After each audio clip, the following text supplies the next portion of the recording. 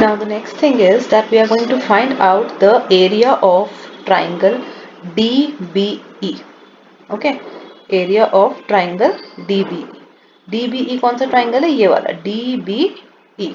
अब आप देखो ये ट्राइंगल है लेकिन इसमें परपेंडिकुलर है नहीं, तो मैं अगर हाफ इंटू बेस, बेस तो इसका DB है ही, इंटू हाइट लगाऊं, हाफ बेस इंटू हाइट जो होता है, तो परपेंडिकुलर तो दे नहीं रखा, लेकिन हाँ इसका परपेंडिकुलर बाहर की साइड है, इसका परपेंडिकुलर देखो ये रहा, ये CE इसका भी परपेंडिकुलर होगा। क्यों? क्योंकि ये लाइन आगे एक्सटेंड हो रही है।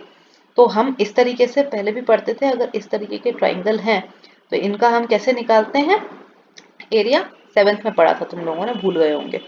हाफ AB इंटू, अब जो परपेंडिकुलर आएगा वो बाहर की साइड एक्सटेंड होके लगता है, तो उसकी जो भी वैल्यू होगी इंटू जो भी ये CE है मान लो, इंटू CE होता है, ठीक है ना।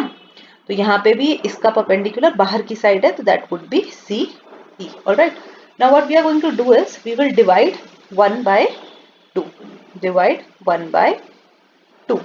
तो यहाँ पर हमारे को पता चला कि area of triangle ADE upon area of triangle DBE.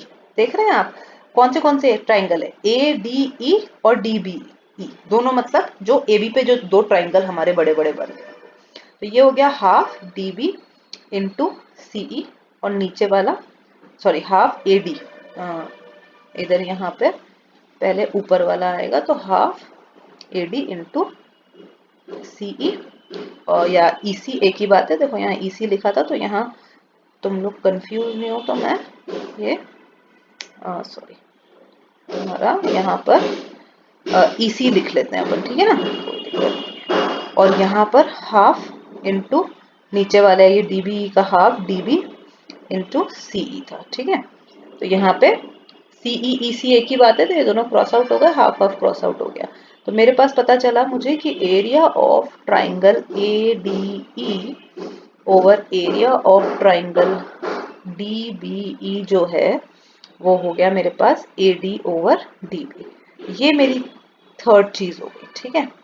अब मुझे क्या करना है, अब I will rub this of, ठीक है ना। इस साइड का मैं रब कर रही हूँ बिकॉज मैं एक ही पेज पे तुम लोगों को समझाना चाह रही हूँ। इससे पहले तुम कॉपी कर लेना इसको, that would be better. Video को पॉज करके इतना कॉपी कर लेना पहले सब। आफ्टर दैट सी नेक्स्ट में यहाँ पर अब हम वापस से एरिया ऑफ ट्राइंगल ADE की बात करते हैं। अब हम इस साइड आ गए, हम ट्राइंगल के राइट हैंड साइड आ गए, जहां पर इसका फॉर्मूला बनेगा हाफ, अब बेस हम लेंगे AE।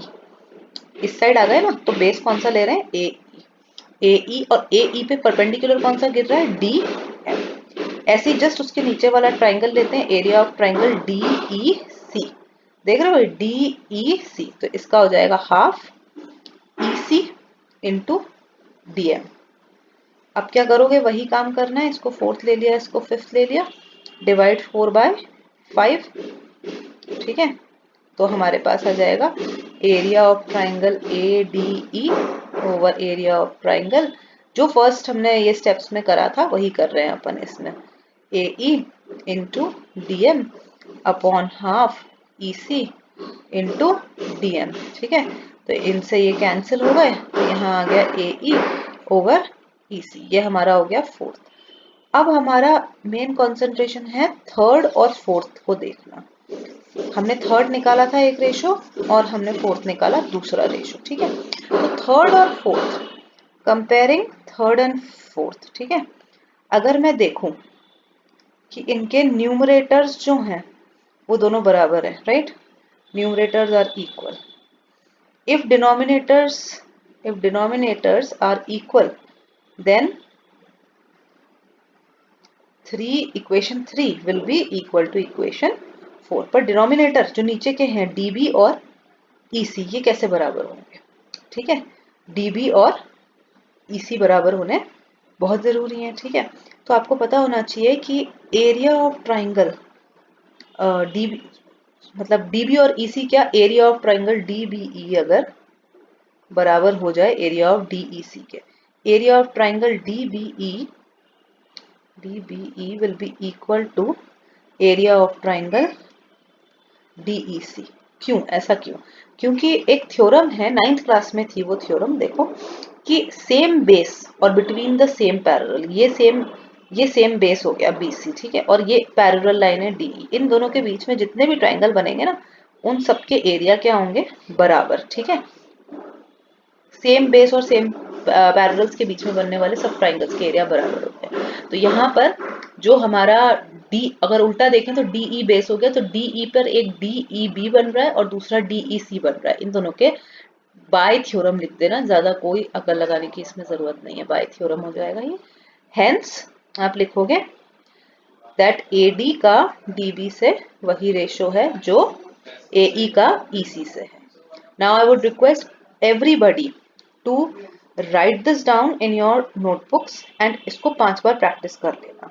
In the next video we are going to discuss with questions। अब मैं exercise 6.1, 2 और 3 explain करूंगी, जो major important questions हैं वो explain कर दूंगी and remaining we are going to do in your copies। Once I'll be back to school, I am going to check जहां तक कि मैंने आप लोगों को videos में पढ़ाया है। Okay class, thank you।